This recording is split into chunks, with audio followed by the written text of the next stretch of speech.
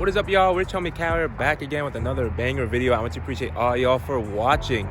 So I am here on a beautiful cloudy day. It's not hot and sunny anymore, and yeah, y'all, hope y'all are having a good summer. And before we get started, make sure y'all like, comment, subscribe. I appreciate all y'all that do. And yeah, y'all, let's go ahead and get started in our topic of today.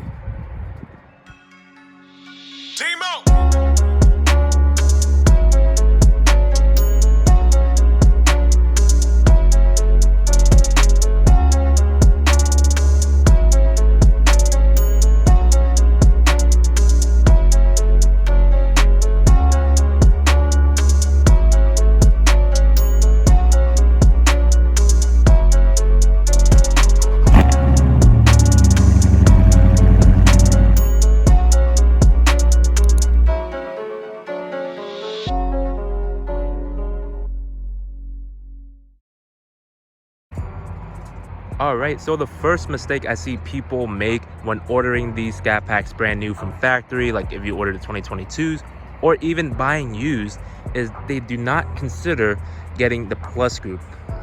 I mean, the plus group is definitely mandatory for these cars to make it not feel as cheap and primitive. I mean, it's only $2,000, I believe, for the scat packs if you want to option up via the plus group. And for RTs, I think it's about $2,700. But I mean, for the scat packs, you get amazing leather Alcantara seats, and it's not only just seats that you're paying $2,000 for. You're also paying $2,000 for the ventilated seats. I believe with just the cloth seats, you only get heated, no ventilation. As far as power seats, you get power, driver and passenger. For the plus group, you also got lumbar. Without the plus group, you only have power, driver. The passenger, I believe, is manual. I'm not sure for the newer 2022s if it's automatic, but you do not get the lumbar. And not only that, you do not get the memory seats. Definitely mandatory with the plus group. I love the memory seats because every time I go in, I mean, the mirrors are adjusted to my settings, the seats, steering wheel, also the heat, AC. So it's awesome. And like I said, not only you're paying $2,000 for seats, it also comes with the blind spot monitoring, which is very helpful. You also get the courtesy lights, which is an awesome plus during at night. It can light up the way when you're walking, you can spot your car. And a nice little addition to the extra $2,000 that you're paying. You're not paying $2,000 just for the seats, you're paying $2,000 for the blind spot monitoring, the courtesy lights, and the memory seats as well. You do not get memory seats if you do not have the plus group. That's from my knowledge. So I mean, a lot of benefits you're getting from a $2,000 option. I've seen a lot of people not go for this option, and it makes the scat pack a little, a little less primitive. That's why I would recommend getting the plus group. I know if people are doing strictly for weight savings, racing, don't get the plus group. But if it's gonna be your daily driver and you take it to a track like every 2 or 3 months, I mean, get the plus group. And there's also an argument that they want to save weight because of course the leather seats weigh a little bit more, and all the other technologies like the blind spot monitoring, memory seats, that weighs more. And I definitely get your point. If you're tracking this car on the daily, don't get the plus group. But I think for 95% of us, you're driving this as our daily driver, our weekend driver. We need to be in a little bit of luxuriousness when we're driving these cars. And I feel like not getting the plus group is a mistake when getting these cars, both Charger and Challengers. All right, mistake number 2, kind of relating to the plus group option, is getting too many options on your Chargers and Challengers. And I definitely seen this reflected when somebody tries to sell this car. One of the, I guess, unnecessary options, I would say in my opinion, is probably the driver convenience group. I would say mistake number 2 when buying these cars, ordering these cars, I've seen this a lot when people try to sell this second hand, is getting too many options on the car.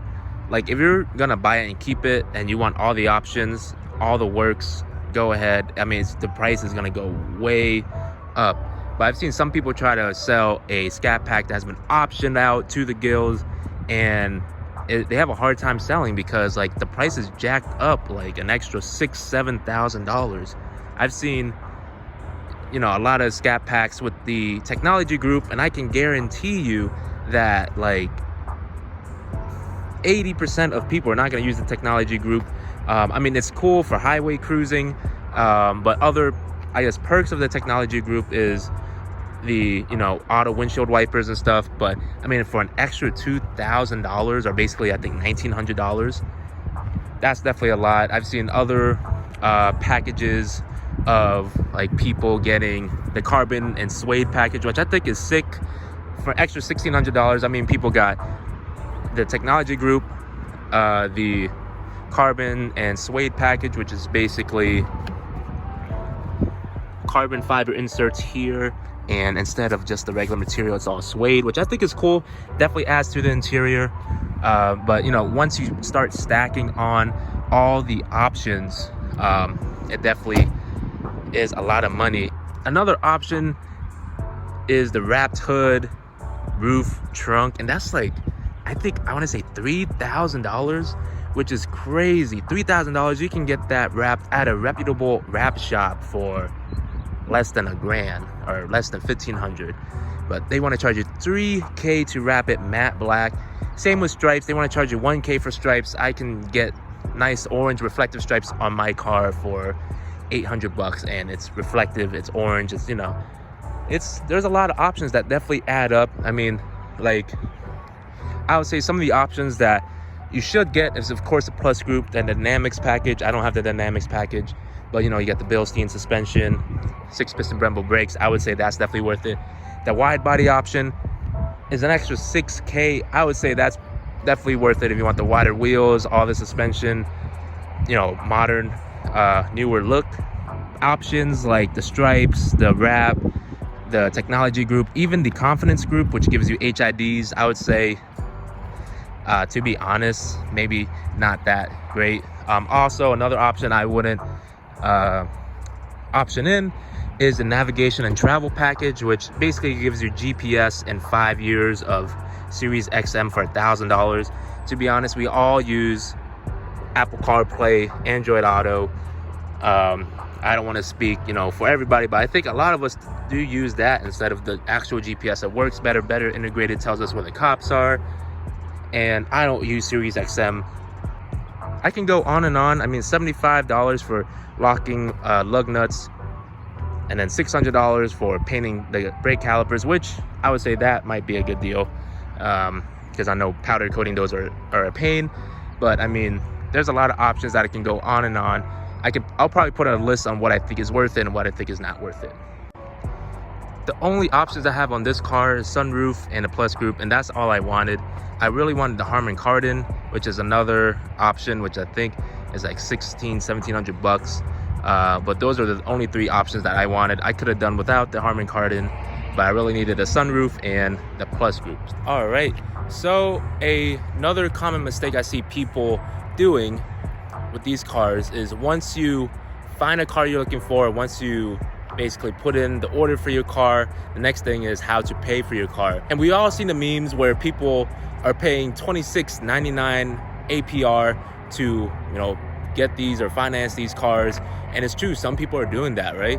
So we definitely have to like research on how to get the best deal. And number one is just like making sure your credit is up to date, making sure your credits are good before you actually look for these cars. That's one thing that I wanted to do, is make sure my credit was all good.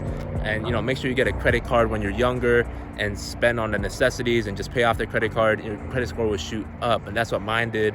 And I was able to get this for a very low APR through my bank. And that's another thing I would recommend, is going through your bank to see if you can finance this car, because through the Dodge dealership, they will put so many hard inquiries on your credit, which will drive your credit score down. And, you know, for the future, that's not that great, right? So go to a bank to do that, and also look for deals for car auto loans. I think Dodge right now, I'm not sure if it's applicable to the Scat Packs or Hellcats, but they're doing a 1.99 APR for 60 months. So that is very good. That's even lower than mine by a little bit, by a nudge. So Definitely take a look at that. If you want to buy a Charger Challenger, y'all do your research, make sure you check your credit, make sure it's all good, and don't pay the high APR. If your dealership is like, yeah, you know what, like, I think here's the payments, you gotta be paying 15%, don't do it. I would say anything over like 7% in today's market is very high. I used to say anything over 5 is not that great, but you know how car market is and how people's credits turn out to be. Maybe even 7. I would say 7 is probably the highest limit, but anything under 5, I think you should be good. And of course, if you need to work on your credit, don't get one of these cars. So a common mistake that I see people make with this all the time, I think this is number 4, is buying the wrong trim. And what I mean about that is basically not doing enough research or testing it out to see which trim you would actually like. I've seen a lot of people in 5.7 liter RTs really regret they didn't get a scat pack, and then 6 months later they would trade it in, get a scat pack, and they're digging themselves a deeper hole financially, which is something we don't want, right? So make sure you do that research, make sure you do test drives, consider what your living situation, like if you can afford the extra horsepower, go right ahead, and don't fall into the crap of people asking, why didn't you get a Hellcat if you got a scat pack, or why didn't you get a scat pack if you got an RT, or if you got a V6, people are gonna be asking, why didn't you get a V8? So make sure you assess your needs and don't buy the wrong trim because it's all hype or people talked you into it, and don't get out of a trim for the same reason. I've seen so many people buy Hellcats when they really don't need Hellcats. They're living in the city driving bumper to bumper traffic and they're in a Hellcat, right? When they could have done the same thing in an SXT and had the same amount of driving experience, I guess. But yeah, y'all, don't dig yourself a hole financially just to flex in a Hellcat when a scat pack is really for you. Or, you know, don't make a decision you'll regret, like buying a V6 when you think you could spring for a V8 and you'll be, you know, going to all these car shows and events or racing or anything like that. So I would say that's a common mistake. Make sure you do your research, do your test drives, and yeah, see what you like. All right, the 5th mistake I've seen people make when purchasing these cars, especially used, is not doing the proper inspection. There's so many moving parts to a car that, you know, it needs to be inspected. Something will go wrong when, you know, it's been driven for years and years and years, right? Especially with these cars, scat packs, Hellcats, when they're heavily beaten, when they're, you know, doing burnouts, doing sliding and all that. So I did make a video on 7 things to check for when you're purchasing a used scat pack or Hellcat. Click on the top right. I'll tell you a little bit here. Like, one hint is like to check the inner fenders. Like, you definitely know if someone's sliding or doing burnouts all the time, you know, all the rubber on the tire is gonna, you know, melt. Is gonna melt and attach to the inner fender. It's gonna be hard to clean off, and people don't clean that off when they sell these cars, especially if they trade it into a dealer. Dealer's not gonna clean that off. So unless it was like really heavy, right? So I mean, that's one way to know if somebody's just been doing burnouts or sliding a lot. Another thing to inspect is supercharger bearings on your Hellcats. Your supercharger bearings can go bad, and that is expensive when it goes wrong. So make sure that's inspected, and, you know, watch on YouTube how to inspect a used car before buying it. It'll be really useful so you're not stuck with a lemon. And yeah, another way to avoid that is buying a car that has a warranty. So don't buy a 2015 Scat because that's out of the powertrain warranty. You know, buy the 2018 Scat Pack. At least you'll have a couple years left. So those are some of my thoughts with that. I mean, there's a whole bunch of ways you can inspect a car, interior, exterior, mechanically, so I'm not going to go to in-depth details of that. But if you're buying a used car and, you know, you're just doing a test drive, make sure you turn down the music, listen for any odd, weird noises. I mean, like, those are some of the things you have to do, because these cars, they're really nice, they're strong, they're, you know, somewhat reliable, but if the wrong person gets a hold of them, you know, or any car, a car becomes unreliable. So make sure you inspect it, make sure the car has its proper maintenance, check the Carfax, check the document records of anyone, or the service records, make sure the previous owner had them or the dealership has them before you know, toss down that down payment. So yeah, definitely inspect that, inspect all the lights, make sure they work. And yeah, y'all, I've seen a lot of people don't do that, especially, you know, when it comes to newer cars, like used 2019, 2020 cars, people just go ahead, test drive, and walk out, and then end up at the dealership like 6 hours later. All right, y'all, so hope y'all enjoyed that video on the top 5 common mistakes that people make, and make sure y'all don't make them because y'all watch this video, right? So I appreciate everybody watching, and hopefully this helps you guys when you're looking for a Dodge Charger, Dodge Challenger of any trim. This video will be a nice guide for any trim. So if you guys want me to go more in depth about anything, especially about the financing part, let me know, you guys. I got you. But yeah, y'all, this has been Rich Homie Cal. Make sure y'all like, comment, subscribe. Signing out. Catch y'all later.